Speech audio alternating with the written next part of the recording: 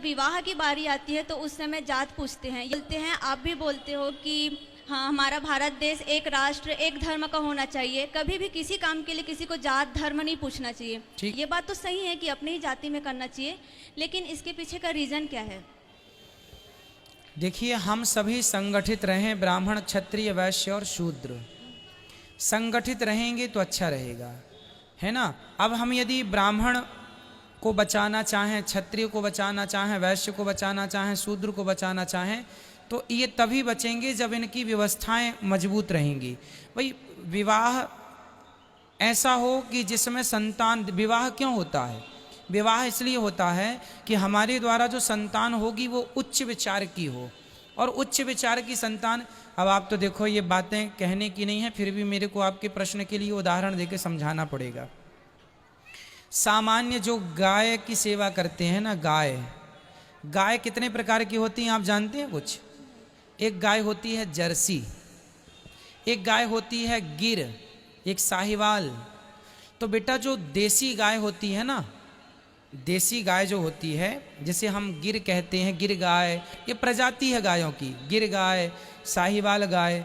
तो जब ये गाय होती है ना, और यदि ये गाय जो गिर गाय है, यदि ये किसी जर्सी नंदी के द्वारा गर्भवती हो जाती है ना, दूसरी नस्ल की नंदी के द्वारा गर्भवती हो जाती है, तो फिर इस गाय के जो बच्चा होता है, फिर वो ना जर्सी होता है ना गिर, वो बीच का, उसे कहते हैं ये मिक्स है। ये जो बच्चा पैदा हुआ, ये क्या करेंगे इसको? मिक्स है, इसको दोगली कहते हैं। सामान्य भाषा में से दोगली गाय कहते हैं। कौन सी गाय? मिक्स, क्योंकि उसमें ना माँ का रह गया ना बाप का रह गया, संतान बीच की हो गई।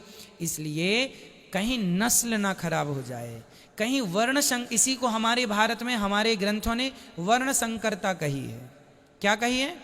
गायों में ये कहा जाता है दोगली, और हमारे मानव जाति में कहा जाता है वर्ण संकरता। यदि ब्राह्मण पिता है और शूद्र माता हो जाए, तो उसकी जो संतान होगी वो वर्ण शंकरी कहलाएगी। अब हिंदू पिता है और माँ मुसलमान हो, तो वो क्या लिखेगा? मुसलमान के हिंदू, वर्ण संकरता पैदा होगी। फिर जो संतान होगी, वो संतान ना समाज के लिए हानिकारक होगी, उसके अच्छे विचार कभी उत्पन्न नहीं होंगे। वो जो दोगली गाय पैदा हुई है ना, वो सारी जिंदगी दोगली ही रहेगी, उसको दोगली ही कहा जाएगा। उसी प्रकार कहीं आने वाले भारत के बच्चों की बुद्धि ना बिगड़ जाए, नस्ल ना बिगड़ जाए, इसलिए ब्राह्मण लड़की है तो लड़का भी ब्राह्मण, क्षत्रिय लड़की है तो लड़का भी क्षत्रिय, वैश्य लड़की है तो लड़का भी। अब आप देखो ना, ये एक्सपेरिमेंट पेड़ पौधों में भी किया जाता है। आप गुलाब का पेड़ लीजिए और गुलाब के संग दूसरी प्रजाति का पेड़ उसको काट के उसमें जोड़ दीजिए, तो उससे जो पेड़ फिर तैयार होगा वो तीसरा बनेगा, ना गुलाब बनेगा ना वो बनेगा जिसको आपने मिश्रण किया था। ये पर्यावरण में भी इसका शोध चल रहा है, हाँ या ना? आप तो जानते हैं। हाँ। तो उसमें जो फिर गुलाब होगा वो कौन सा होगा? तीसरी प्रजाति का।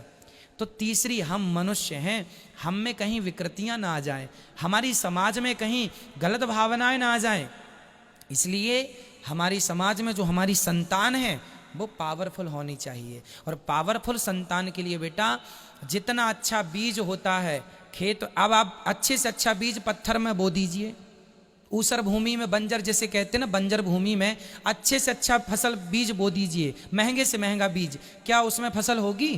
अरे बीज अच्छा होगा तो खेत को भी अच्छा होना चाहिए। अर्थात माता कुलवती है तो पिता भी कुलवान होना चाहिए कुल का, तब तो संतान अच्छी होगी, नहीं तो सब मिक्स हो जाएगा। गुरुजी, हम एक दिन का अन्न क्षेत्र कराना चाहते हैं। खुश रहिए, आप करा लीजिएगा। था कि हम सबको आपके साथ एक फोटो लेना है। अभी आप सबको मौका मिलेगा, सबको फोटो का, ठीक है?